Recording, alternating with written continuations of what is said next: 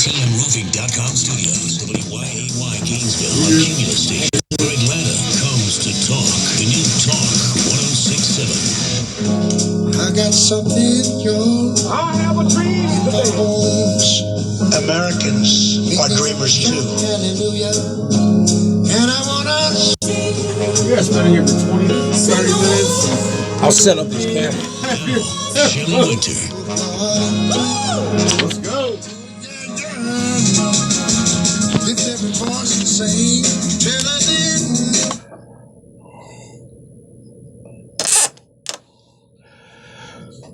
Impeach, impeach, impeach.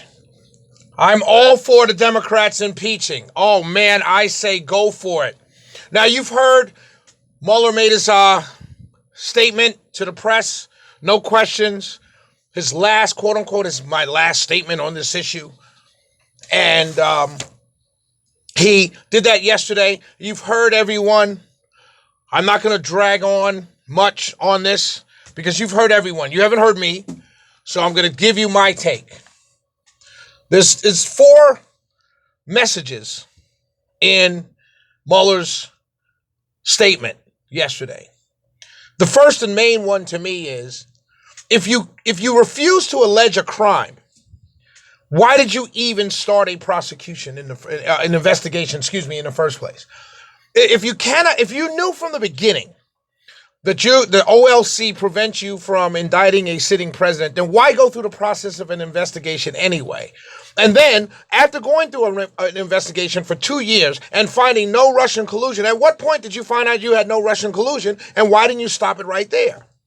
And why did you continue all the way to the end to release a 448-page report, of which 200 plus pages is on obstruction of something you first state did not happen? All of this is mind-boggling to me. And it sets up for me something that I've said on this station since day one, essentially, that Mueller is a partisan hack.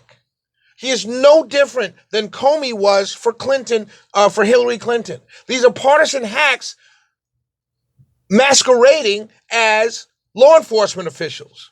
And this happens all across the country every single day. I've been trying to tell you that. I've had people who told me that I'm a racist, cop-hating person for talking about this every single day. But this happens all the time.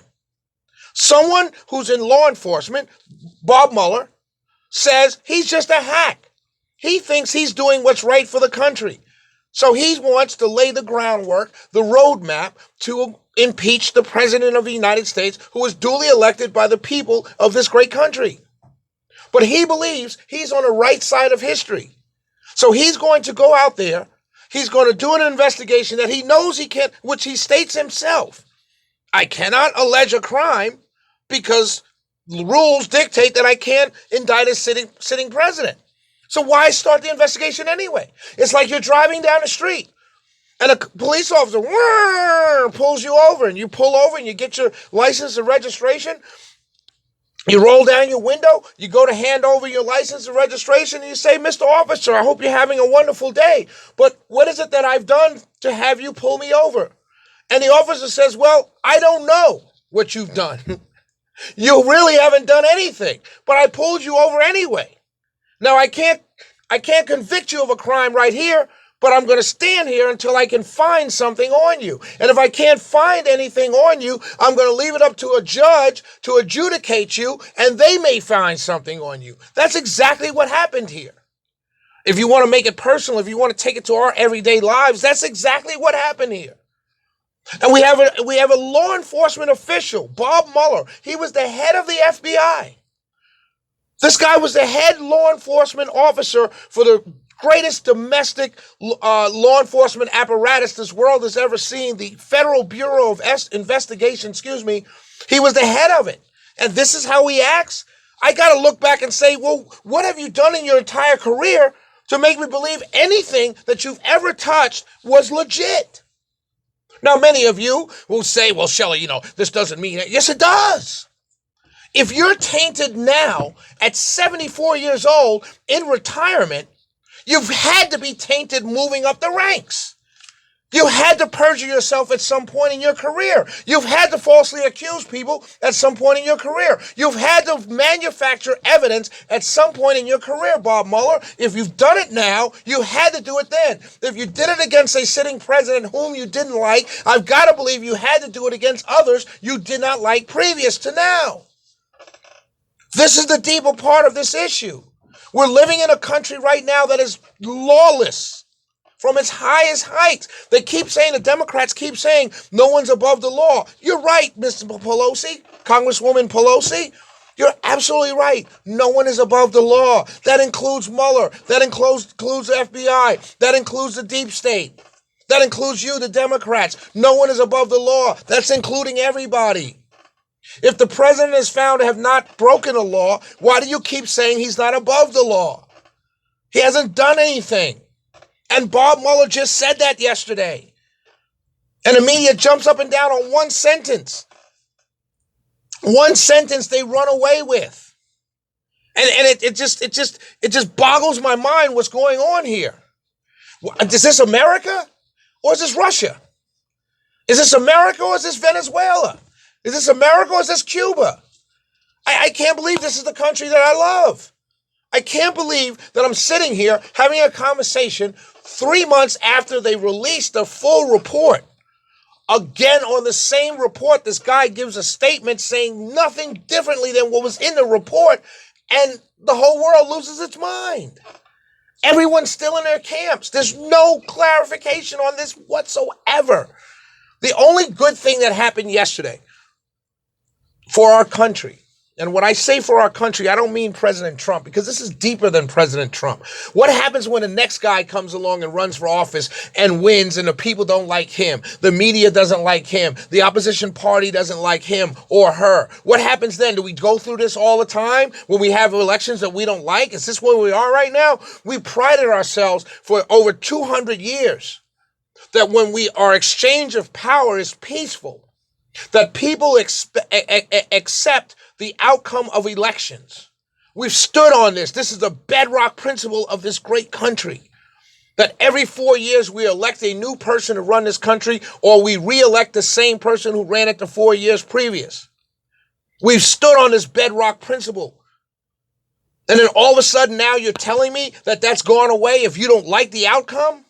And I'm supposed to sit here as an American citizen, as a patriot, and say, yeah, this is wonderful. Forget the fact that I like Donald Trump. Forget the fact that you like Donald Trump. Think about what's going on here. This is so much deeper and so much more egregious than anything I've ever seen before. I mean, hell, I hate to say this, but if you don't like the guy, do something else.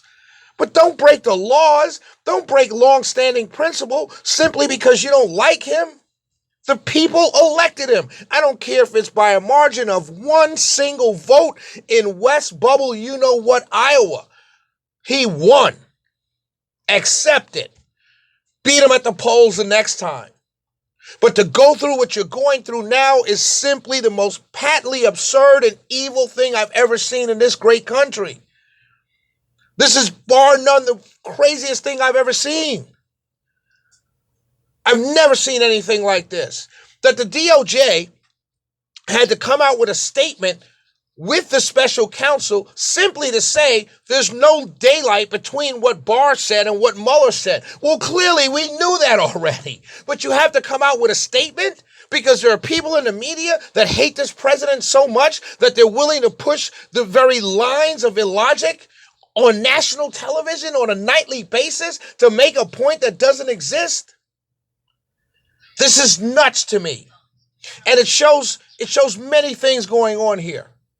But most importantly, what it shows is that our country has dissolved itself into a partisan bickering. It's not even bickering anymore. When George W. Bush was president, it was bickering. After Florida and the 2000 election, that was bickering.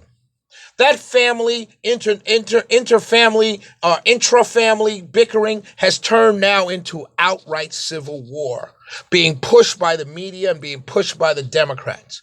They keep telling us that our president is the one dividing the country. He's not dividing the country. You are.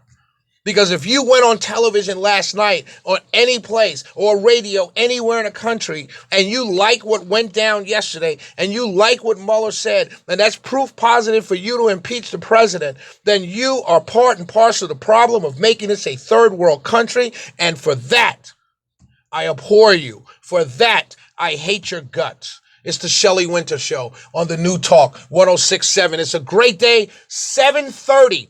Right after Song of the Day, I will be making my announcement of where I'll be going to radio in Atlanta. 7:30 sharp. 447411067. It's time to go to Haviland Express Lube Traffic Center with my brother, the Matthew, the Door. Away on some road work on the west